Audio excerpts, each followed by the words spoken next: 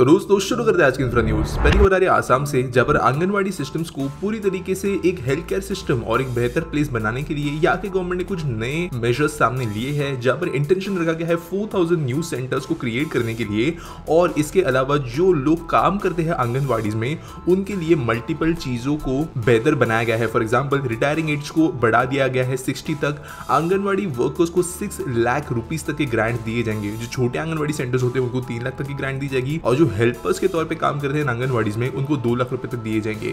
साथ साथ जो लोग वॉलंटरी रिटायरमेंट या वीआरएस स्कीम्स का बेनिफिट लेंगे उनको, जो लोग 10 साल तक की कंसेक्यूटिव सर्विस के बाद में काम करेंगे उनको 50% रिटायरमेंट बेनिफिट दिए जाएंगे, जिसकी वजह से लोग सिर्फ टेम्पररी बेसिस पर भी आंगनवाड़ी में काम कर पाएंगे 10 या उससे ज्यादा साल के लिए। अगली दोस्तों जो खबर आ रही है वो है हमारे सेंट्रल गवर्नमेंट के द्वारा अनाउंस की गई एक नए एयरपोर्ट टर्मिनल बिल्डिंग से, जहां पर उन्होंने कहा कि वो 916 करोड़ रुपए स्पेंड करेंगे न्यू दरभंगा एयरपोर्ट बनाने के लिए। तो दोस्तों मैं आपको बता देता हूं, दरभंगा एयरपोर्ट वैसे नया नहीं है, यहाँ पे एक स्ट्रिप था, लेकिन लास्ट ईयर ही इस एयरपोर्ट को ऑपरेशनल किया गया था पैसेंजर्स के लिए उड़ान स्कीम के अंतर्गत, और दरभंगा एयरपोर्ट को रिस्पांस लोगों के द्वारा काफी ज्यादा अच्छा मिला था। इसको देखते हुए गवर्नमेंट ने कहा था कि एयरपोर्ट के अंदर रनवेज का एक्सपेंशन तो किया ही जाएगा, लेकिन न्यू टर्मिनल तो बनाया जाएगा। इसके लिए ही ये 916 करोड़ रुपीस दिए गए हैं, और इसके कारण बिहार में कनेक्टिविटी बहुत अच्छी बढ़ेगी। अगली दोस्तों जो खबर आ रही है वो है हमारे अब तक के सबसे लार्जेस्ट डैम के कंस्ट्रक्शन से रिलेटेड जो है दिबांग डैम, और काफी लंबे समय बाद बहुत ज्यादा कंट्रोवर्सीज के बाद फाइनली जीआर इंफ्रा या पटेल इंफ्रा का एक जॉइंट वेंचर है वो इमर्ज होकर आया है एज द बिगेस्ट बिडर इस काम के लिए, और 3,337 करोड़ रुपीस की कीमत पर ये इसे बनाएंगे। तो ये जो डैम होगा ये मल्टीपर्पज होगा, जहां पर 12 टर्बाइन्स होगी, जिसमें से एक टर्बाइन होगी 240 मेगावाट की, यानी 2880 मेगावाट का ये प्रोजेक्ट होगा जो कि बनेगा अरुणाचल प्रदेश में। तो दोस्तों ये एक ऐसा डैम है जो सिर्फ और सिर्फ हमें बिजली बनाने के हिसाब से या नॉर्थ ईस्ट को पावर देने के हिसाब से जरूरी नहीं है, वो तो है, लेकिन यहाँ पर ये एक ऐसे लोकेशन पे मौजूद है जो जियोपॉलिटिकली इंडिया और जो चाइना का जो फिलहाल स्टैंडिंग है उसके हिसाब से बहुत जरूरी है। चाइना एक सिमिलर साइज का डैम ऑलरेडी अरुणाचल प्रदेश के उस पार बना चुका है। जरूरी है कि जो वाटर्स इंडिया की तरफ से यहाँ पे जाते हैं उसको इंडिया कंट्रोल करे, और इसके लिए जब ये प्रोजेक्ट बनाने की बात की जा रही थी तब इंटरनेशनल लेवल पे इंडिया को बहुत ऑपोजिशन भी देखने के लिए मिल रहा था, लेकिन इंडिया ने उसके बारे में इतना सोचा नहीं है, और डैम के लिए अभी बिडर आ गया है, जिसके बाद में कंस्ट्रक्शन भी जल्दी स्टार्ट होगा। वैसे काम करने के लिए टाइम लगेगा, एक बहुत बड़ा ये प्रोजेक्ट है जो अप्रोक्सीमेटली 86 मंथ्स का होगा। अगली दोस्तों को बता दिए दिल्ली मेट्रो से, जो देश की पहली ऐसी मेट्रो ट्रेन बन चुकी है जिसने 100 किलोमीटर पर आवर की एवरेज ऑपरेटिंग स्पीड को अचीव कर लिया है। तो दोस्तों को बता देता हूँ, दिल्ली एयरपोर्ट एक्सप्रेस लाइन जो है वो वैसे 140 की स्पीड के हिसाब से डिजाइन थी, लेकिन ये एक टेक्निकल फेलियर प्रोजेक्ट था, जहां पर इसके बनने के बाद में मल्टीपल इश्यूज देखने मिले थे इनके गर्डर्स के अंदर, ट्रैक लेआउट के अंदर, और जो रिलायंस इंफ्रा है गवर्नमेंट है, दोनों के बीच में बहुत झगड़े भी हुए थे। काइंड ऑफ जो प्रोजेक्ट बनना था वैसे बन नहीं पाया था, कंस्ट्रक्शन इश्यूज इसके अंदर थे, डिजाइन इश्यूज थे, जिसका जैसे ट्रेन यहाँ पर कुछ महीनों तक तो बंद ही थी, लेकिन बाद में जब खुली तो 60, उसके बाद में 80, उसके बाद में अभी 100 किलोमीटर पर आवर की स्पीड से चलना शुरू हुई है। हालांकि ये देश के अंदर अभी तक चलने वाली सबसे फास्ट मेट्रो है, लेकिन जिस हिसाब से इसे डिजाइन किया गया था उसके हिसाब से ये अभी भी स्लो ही है। अगली दोस्तों जो खबर आ रही है वो है इंडियन रेलवे से, जिन्होंने एक और नया मुकाम हासिल किया है, जहां पर उड़ीसा अगला स्टेट बन गया है, जहां पर 100% इलेक्ट्रिफिकेशन कंप्लीट हो गया है, और जो कार्बन न्यूट्रल बनने का गोल है रेलवेज का वो और करीब आ गया है। Total 2822 kilometre of route Orissa के अंदर से गुजरता है रेलवेज का, जिसे इलेक्ट्रीफाई किया गया। और वैसे दोस्तों ये फर्स्ट स्टेट है जहां पर ऐसा हुआ है, जबकि सेकंड डिवीजन है रेलवेज का 2023 के अंदर, जहां पे 100% इलेक्ट्रिफिकेशन को अचीव किया गया। अगली खबर दोस्तों ये अमूल से, जो इंडिया का सबसे बड़ा डेयरी ब्रांड है, और इन्होंने कहा है कि वो जल्द ही नॉन डेयरी प्रोडक्ट्स के अंदर जो अपना एक्सपेंशन है वो रैपिडली इंक्रीज करेंगे, और जो नए बड़े बेवरेज कंपनीज को कंपटीशन देने का इनका प्लान है वो साकार करेंगे। यहाँ पर जो कंपटीशन है वो है नेस्ले, ब्रिटानिया, कोका कोला और आईटीसी,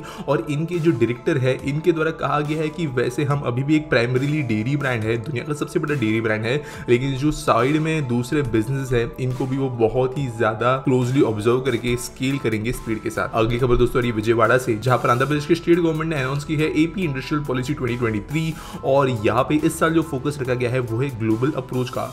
ये पॉलिसी 2023 से लेकर 27 तक के लिए इंप्लीमेंट की जाएगी, और बेसिकली गवर्नमेंट की अगर मेजर अनाउंसमेंट्स के बारे में बात करें यहाँ पर जो किया जाएगा, तो यहाँ पर कोवर्किंग स्पेसेस देना, इंक्यूबेटर्स देना, इसके अलावा जो एंजल इन्वेस्टर्स और वेंचर कैपिटलिस्ट होते हैं उनको कुछ नए नए तरीकों के जरिए ज्यादा अट्रैक्ट करने की कोशिश यहाँ पे की जाने वाली है।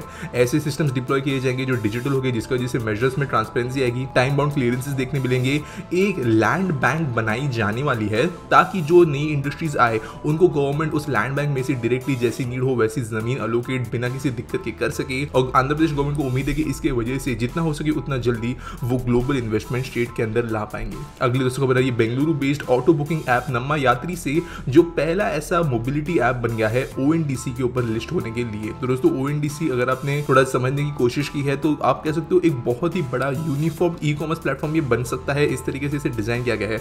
कुछ दिनों पहले मैंने आपको न्यूज दी कि स्नैपडील एक बड़ा ई-कॉमर्स साइट जो है इसके ऊपर जुड़ा है। Amazon फ्लिपकार्ट ने वैसे पहले ही कहा था कि वो जुड़ेंगे, लेकिन अभी हुआ ये है कि ये एक पहला मोबिलिटी ऐप जुड़ गया है। बाकी जाकर अगर दूसरे मोबिलिटी ऐप जुड़ते हैं रैपिडो, ओला, उबर, तो होगा ये कि इस नेटवर्क के अंदर आप एक सिंगल ऐप के जरिए अलग अलग मोबिलिटी सर्विसेज को बुक कर पाएंगे, उनका यूज कर पाएंगे और कॉम्पिटिटिवनेस बनी रहेगी, साथ साथ ईज ऑफ यूज भी मिलेगी कस्टमर्स को। तो देखते हैं आगे जाकर ये कैसे परफॉर्म करेगा। आज के एसपीटी सॉल्व के बारे में बात करें तो वेदांत यूट्यूबर पूछते हैं why can't railways run on ethanol blending. तो देखो यार, रेलवेज ऐसे नहीं कि चल ही नहीं सकता इथेनॉल ब्लेंडिंग पे, लेकिन रेलवे की जरूरत है ही नहीं। हम 100% इलेक्ट्रिफिकेशन कर रहे हैं, चाहे फ्रेट के लिए हो या पैसेंजर्स के लिए। तो यहाँ पर जो डीजल लोकोमोटिव की संख्या होगी आगे जाने वाले कुछ सालों के अंदर वो बहुत ही ज्यादा मिनिमम होगी। डीजल लोकोमोटिव पूरी तरीके से फेज आउट नहीं होंगे, लेकिन बहुत हद तक उनका यूज लिमिटेड हो जाएगा। इमरजेंसी यूजेस जो मशीन्स होती है कुछ रेलवेज की, इसके अलावा कार शेड्स या जो ट्रेन यार्ड्स होते हैं वहां पर भी डीजल देखने मिलेगा, लेकिन वो संख्या इतनी बड़ी नहीं है कि रेलवे जो है एक ब्लेंडिंग फैसिलिटी बनाए, उसके सबसे लोकोमोटिव्स के जो बहुत बड़े और महंगे इंजन होते हैं उनको रीडिजाइन करे।